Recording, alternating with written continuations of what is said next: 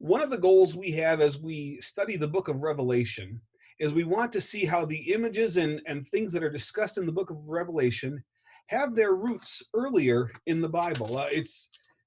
We have stories that we often talk about. If I mention to you, open up, let me in, not by the hair of my chinny chin chin, I think most of you recognize that that's a reference to the three little pigs. I don't even have to mention three little pigs. I probably don't even have to mention the big bad wolf. Simply by saying those words, you have that image come in your mind because that's part of our cultural history. That's one of those stories that's cemented in it. And I want us to get a recognition that when you read through the book of Revelation, when we talk about Babylon, when we talk about a beast, uh, that these images have already been cemented in some way. They have this background with the people of Israel, who are the first readers of the book of Revelation. And tonight, as we look at the book of Revelation, there's going to just be three questions that I want us to consider. The three questions tonight that I want us to think about as we look at the book of Revelation are these. The first question is, what is Babylon? Because Babylon is referred to often in the book of Revelation.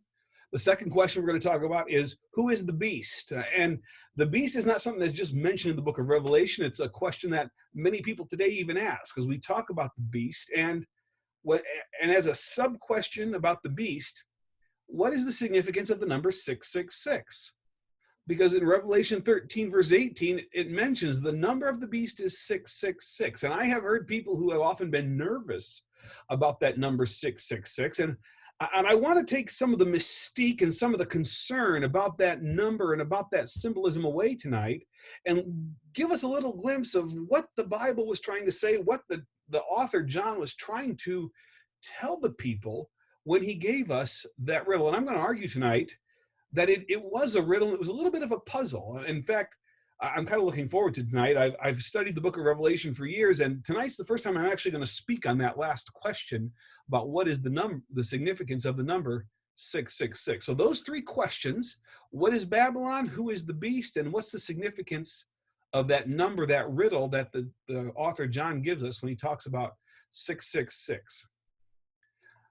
So tonight, the first question we're going to ask is, what about Babylon? Babylon is mentioned, in fact, in the latter part of the book of Revelation. Babylon is mentioned, and there's this great celebration in Revelations 19 and 20 over Babylon finally falling. And tonight, as we think about and hear Babylon falling, I want us to start off by looking at Genesis. So if you have your Bibles open, look with me at Genesis chapter 9. I'm going to share my screen if you don't have your Bibles open, because I have got my Bible software program up here. Genesis chapter 9. And in Genesis chapter 9, this is right after God has sent the flood to Noah and his family. And Noah and his family has come out of the ark. And in Genesis 9, verse 7, he tells Noah and his family, "As for you, be fruitful and increase in number, multiply on the earth and increase upon it." So that's the command that's given to Noah and his family. They're supposed to fill the earth, multiply on it, and increase in number. So it's a command. Go spread out, take over the earth. And then just a couple chapters later, in Genesis 11, we have this story. It's the story of the Tower of Babel. And there we find that the whole world had one language and a common speech. And in this story of the Tower of Babel, we find that those people who had just been told to go fill the earth, instead of doing that, they seem to be responding to this fear of the flood. Look at verse 3 in Genesis 11. They said to each other, "Come, let's make bricks and bake them thoroughly." They used bricks instead of stone and tar for mortar. Then they said, "Come, let us build ourselves a city with a tower that reaches to the heavens, so that we may make a name for ourselves and not be scattered over the face of the whole earth." That last part says we're not going to be scattered over the face of the whole earth. That seems to be direct contradiction to what God had commanded in Genesis 9, verse 7. And I want to point out, look what they were going to use to build. They used bricks instead of stone and tar for mortar. Why would they have used tar for mortar? Well, one thing about tar for mortar is that tar's waterproof. Tar would be a waterproof substance. It seems that this idea of building a tower is clearly something that is being done because they're afraid of another flood. They don't seem to fully trust this idea that God sent a rainbow and said he would never flood the earth again. They're trying to stay together because they think there's safety in numbers. They're taking safety in numbers instead of safety in God. They're building this large tower, which seems to indicate that if the flooding gets too high, they can simply climb the tower. And with that tower being built with mortar, with tar instead of mortar, it's supposed to be waterproof. It's supposed to keep out the water. It'll help them stay safe if there's ever a flood again. And as a result, this idea that of Babel, which seems to be standing for we as humans can stand for ourselves, we can disregard what God says, we don't need to listen to him. It seems to take an early stand after the flood of humans trusting themselves rather than trusting God. And as a result, in verse 8 of Genesis 11, it says, so the Lord scattered them from there over all the earth, and they stopped building the city. That is why it was called Babel, because the Lord confused the language of the whole world. From there, the Lord scattered them over the face of the whole earth. This is Babel, the story of Babel, which becomes Babylon. But Babylon is tied to Babel, the Tower of Babel. That's the early historical roots for the Israelite people. For the people who read the Bible, who knew the Old Testament stories, Babylon has its early roots in the story of this city that was the place that rebelled against God's command after the flood. A lot of time passes, and we don't hear a lot about Babylon, but Babylon doesn't just become a place of rebelling against God. Babylon, later in Israelite history, after King David, becomes the nation, the city that becomes a real thorn to the people of Israel. And in 2 Kings 25, there we see, in the 9th year of Zedekiah's reign, Zedekiah was a king of Israel, and we see Nebuchadnezzar, king of Babylon, marched against Jerusalem with his whole army. He encamped outside the city and built siege works all around it. The city was kept under siege until the 11th year of King Zedekiah. So we've got almost 2 years of this king of Babylon, Nebuchadnezzar, and we're going to find out more about Nebuchadnezzar here in just a little bit. Nebuchadnezzar was the king of Babylon, and he's laying siege to Jerusalem. Jerusalem's the city of God. Jerusalem's the city where God's people were supposed to go and meet with God, and it's Babylon. It's this same dynamic. God has a command, and Babel seems to stand against it. Jerusalem is God's city, and Babylon is the city that stands against it. That's that battle that's going to seem to continue. And in fact, in the history of Israel and Nebuchadnezzar, eventually Israel succumbs to Nebuchadnezzar, and Jerusalem falls to Nebuchadnezzar, and Nebuchadnezzar ends up taking people of Jerusalem into captivity. In fact, the book of Daniel tells much of this story, and in Daniel 2:31, we see Nebuchadnezzar, after he takes Israel captive, after he takes Daniel and Daniel's friends into his court, Nebuchadnezzar has this dream, and this is a dream about Babylon. Now, I'm going through all of this to help us realize that Babylon is not just one particular city in the book. Babylon ends up becoming a type in the book of Revelation. In Daniel 2:31, Nebuchadnezzar has a dream, and he has this dream about a large statue. And Daniel is telling Nebuchadnezzar what his dream is, and he's interpreting the dream. And I'm just going to read that to you while you have your Bibles open. Daniel tells Nebuchadnezzar, "You looked, O king, and there before you stood a large statue, an enormous, dazzling statue, awesome in appearance. The head of the statue was made of pure gold, its chest and its arms of silver, its belly and thighs of bronze, its legs of iron, its feet partly of iron and partly of baked clay. While you were watching, a rock was cut out, but not by human hands. It struck the statue on its feet of iron and clay and smashed them. Then the iron, the clay, the bronze, the silver, and the gold were broken to pieces at the same time and became like chaff on the threshing floor in the summer. The wind swept them away without leaving a trace. But the rock that struck the statue became a huge mountain and filled the whole earth." So that's the dream. Daniel says Nebuchadnezzar has a dream. There's this huge statue made of all these different metals, and there's this huge rock that's not cut by human hand that comes and topples down the statue, and then the rock that toppled it fills the whole earth. And then Daniel says, this is what it means. Verse 36, this was the dream, and now we will interpret it to the king. You, O king, are the King of kings. The God of heaven has given you dominion and power and might and glory.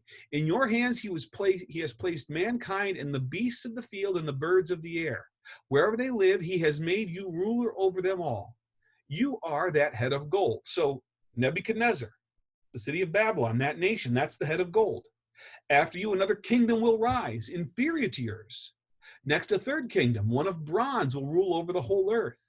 Finally, there will be a fourth kingdom, strong as iron, for iron breaks and smashes everything, and as iron breaks things to pieces, so it will crush and break all the others.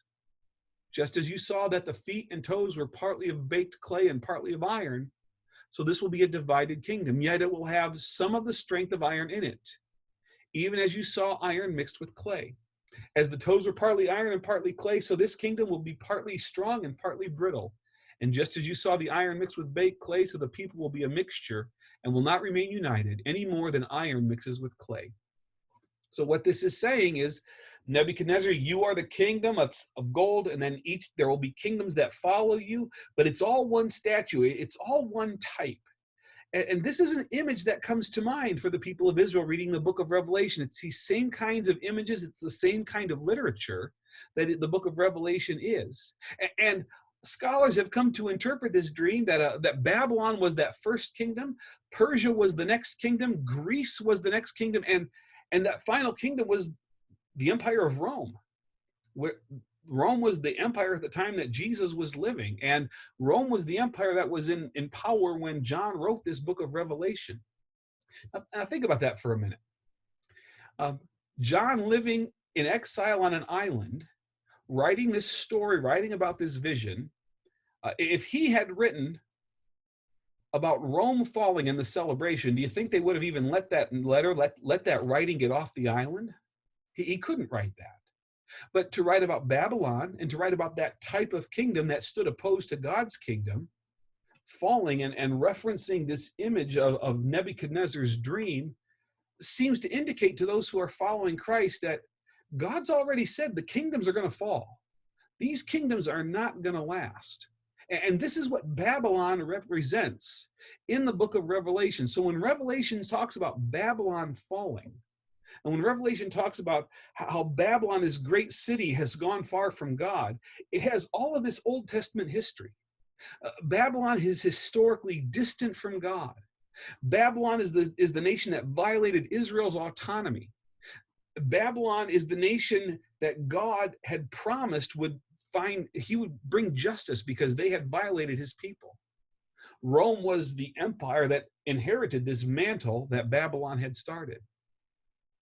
And for us today, as God's people today, I think it's important for us to realize that while we may not point out any particular nation as Babylon, that we live in times where the dominant culture, the nations around us, they're not the equal, they're not the same thing as God's kingdom.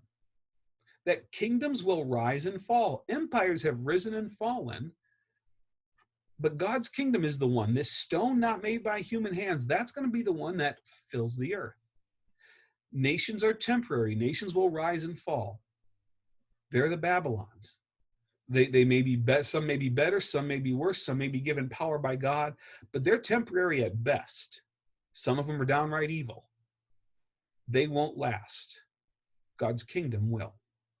That's that symbol of what Babylon means. It goes back to Nebuchadnezzar, it goes back to the Tower of Babel, and it comes even through to the Roman Empire the day that John was writing. It's a word of hope. Babylon will not last. God's kingdom will last. So when we think that first question, what is Babylon? Babylon is the temporary kingdom that stands in contrast to God's eternal kingdom. And the people who are marked for God's purposes that we talked about last week, they're holding on to an eternal kingdom. So what is Babylon? Babylon is the kingdom that will not last. But that brings us to the second question we want to cover tonight. The second question we want to cover is, who is the beast?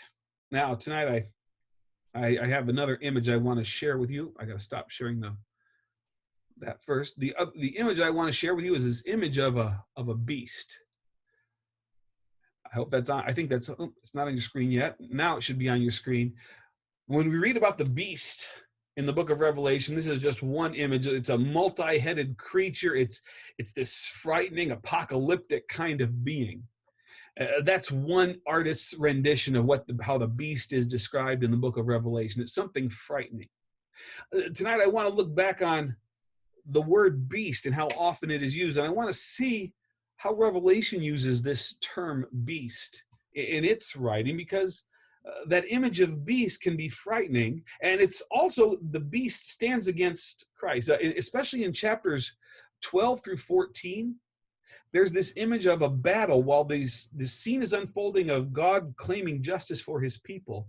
There's this dragon that comes into the picture, and this dragon's about to attack a woman who's going to give birth to a child. It seems very clearly a reference to Mary giving birth to Christ and how the dragon is trying to stop what Christ is doing. It even has reference to the woman fleeing to the desert for 3.5 years. The story of Mary and Joseph fleeing into Egypt, the story of Israel fleeing to the desert. There's a lot of desert references in the Bible. The beast ends up becoming kind of this descendant given power by the dragon. The dragon seems to refer to the serpent of Genesis, the devil, Satan himself. But the beast has history in the Bible too. The term beast, before the time that Nebuchadnezzar took over the people of Israel, the term beast, when it's used in the Bible, just means animal. The Bible talks about the beasts of the field and the birds of the air. It's just the animals. But once you get to the book of Isaiah, Isaiah is a prophet who starts to talk about the exile and people being taken captive. In Isaiah 46, verse 1, we see beast being tied to the gods of Babylon. You see in Isaiah 46, verse 1, the heading is gods of Babylon. And it says in Isaiah 46, verse 1, Bel bows down, Nebo stoops low. Their idols are borne by beasts of burden. The images that are carried about are burdensome, a burden for the weary. We see this idea of beasts tied to Bel and Nebo. Bel and Nebo are Babylonian gods. So the beasts and Babylon's gods start to be tied together in the book of Isaiah. Jeremiah, in Jeremiah 15, verse 3, Jeremiah also has this kind of imagery.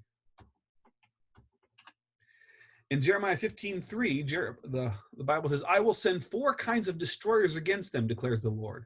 The sword to kill, and the dogs to drag, and the birds of the air, and the beasts of the earth to devour and destroy. I will make them abhorrent to all the kingdoms of the earth because of what Manasseh and sons of Hezekiah, king of Judah, did in Jerusalem. There again, we have beasts, the idea of beasts tied to devouring. These are not just animals anymore. These are symbols of fear and a kind of judgment that is coming. And in Ezekiel too, Isaiah, Jeremiah, and Ezekiel, they're the big prophets. They're the major prophets that start speaking. Oops, I didn't type in the text. Ezekiel 14, verse 21. And Ezekiel 14, verse 21, Ezekiel is speaking too about this coming. For this is what the sovereign Lord says, how much worse will it be when I send against Jerusalem my 4 dreadful judgments, sword and famine and wild beasts and plague, to kill its men and their animals. Again, you see the idea of beasts there being tied to judgment and condemnation. So beast is something frightening. It turns from just being animals to this creature that brings judgment. And that brings us back to Revelation 12. In Revelation 12, as I started to talk about earlier, we have this sign of the woman and the dragon. This is after I talked last week about how, when the previous weeks, I've talked about how the book of Revelation is broken into a series of 3 sevens. There's the 7 seals being broken, there's the 7 trumpet calls, and then there's the 7 bowls of wrath being poured out. Chapter 12 happens after the 7 trumpet calls. There's this break in the action of all of those 7s. And there's this woman and this dragon. The woman flees the dragon. She gives birth to a son in verse 5. He's the one who's going to rule all the nations. And it says in verse 6, the woman fled into the desert to a place prepared for her by God, where she might be taken care of for 1,260 days. Now, In case you can't do the math real fast, that's 3.5 years. 1,260 days is 3.5 years. And that's a number that's significant because it comes up again and again in the book of Revelation, and we'll talk more about it next week. But it's mentioned as 1,260 days. Sometimes it's talked about as 4.5 months or 42 months. So it's mentioned in a number of different ways, but that's a time frame that comes up again and again. But it's the dragon that's chasing. There's this war in heaven. There's a battle with the dragon. And out of this, there ends up coming a beast.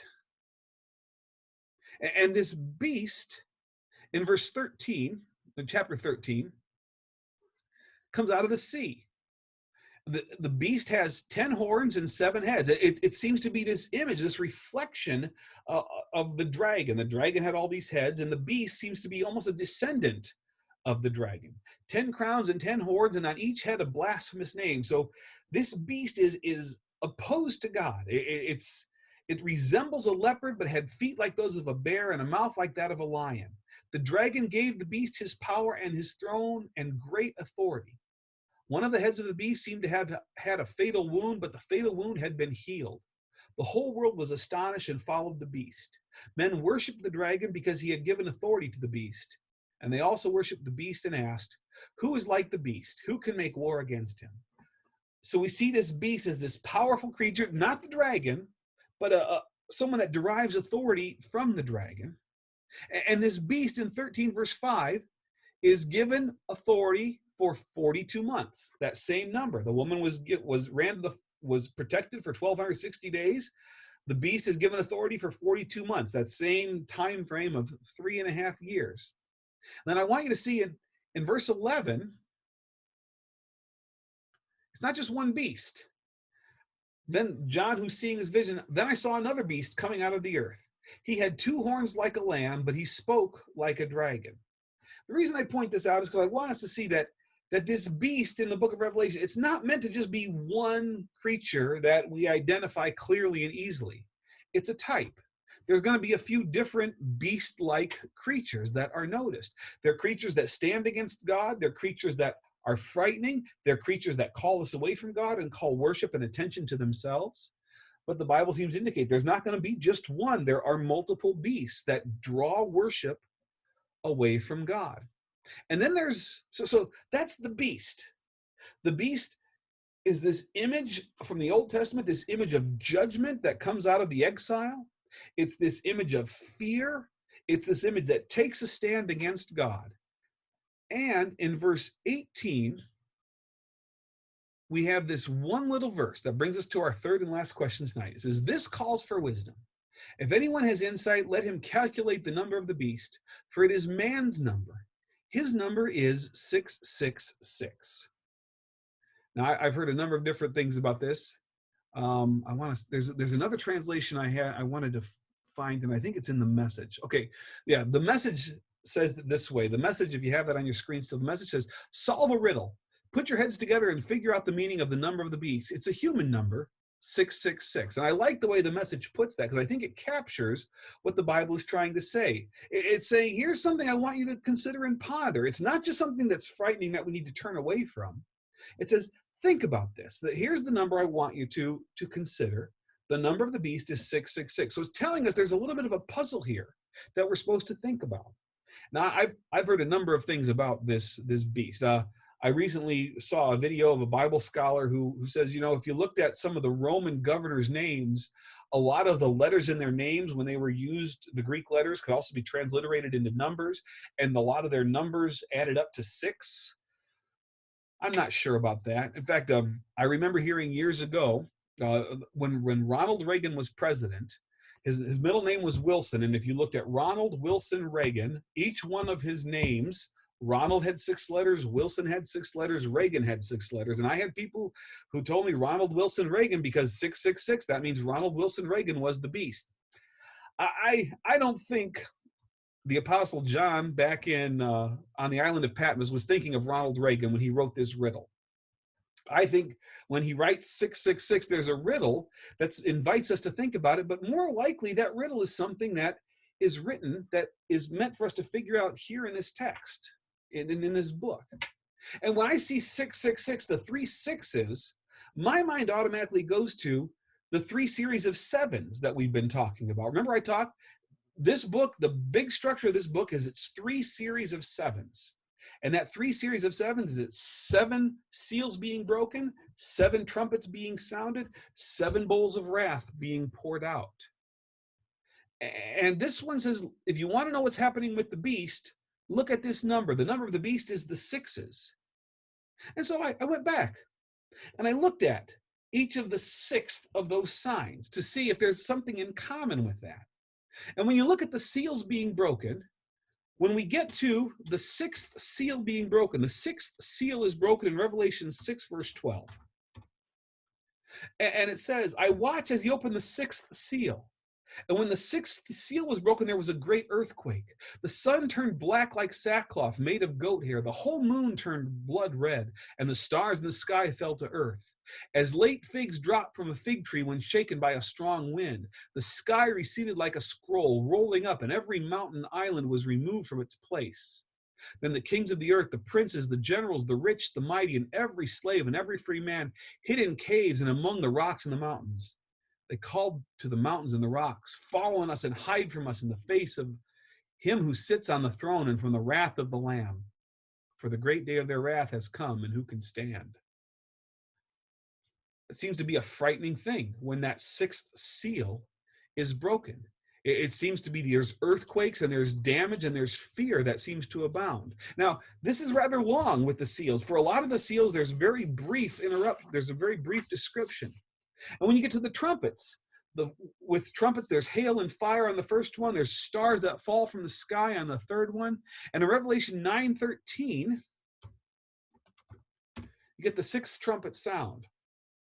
And when the 6th trumpet sound happens, I'm not going to read the whole thing to you. I'm just going to give you it's on your screen, but I'm going to give you a brief overview. When the 6th trumpet sound, the angels are released to kill a third of mankind.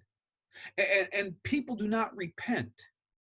And after the 6th trumpet is sounded, John is told to eat the scroll, and the holy city is trampled for, again, 42 months. That 3.5 years comes up again. There's an earthquake, and people are terrified, and it goes on for a long time. So that 6th trumpet sounds, and there's this long period of time, and there's this terror, there's this fear. And then I looked at the 6th bowl of wrath being poured out. That's in Revelation 16, verse 12. When that 6th bowl of wrath is poured out, we see the water of the Euphrates River dried up. We see demons that are gathering for battle.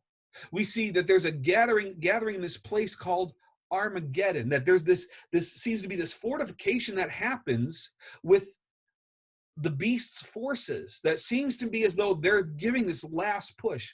What happens in all of these cases with these 6s, the 6th seal broken, the 6th trumpet, the 6th bowl of wrath being called out, is it seems like for a brief period of time, it seems as though just before the end, the beast has a chance to rally and win. So in Revelation 13, verse 18, and again, this is not something that I would say this has to be the only interpretation. This is how I read it. That riddle calls us to look at those 6s and realize the beast seems to rule for a little while right before the end. The beast's rule at the end seems to be terrible and frightening, but it's just before the end and it doesn't last. The beast has his day, but it's not as great as the 7th. The 7th day is what we're looking for. We're looking for the 7th day. We're looking for the 7th trumpet. We're looking for the 7th seal to be broken. We're looking for the 7th bowl of wrath to be poured out, because that's when God has his day. The beast has his day, and we'll talk a little bit more about that next week too. That's where the number 3.5 ties in. 3.5 years seems to be the time that's given for the beast to have his time, for Babylon to reign. But God has much longer time. Now, why review all of this? Each time the 6 looks like a pause. For a moment, it looks like the beast is going to succeed. Tonight, as we look at this, I want us to recognize that in the book of Revelation, the enemies of God are identified by a type.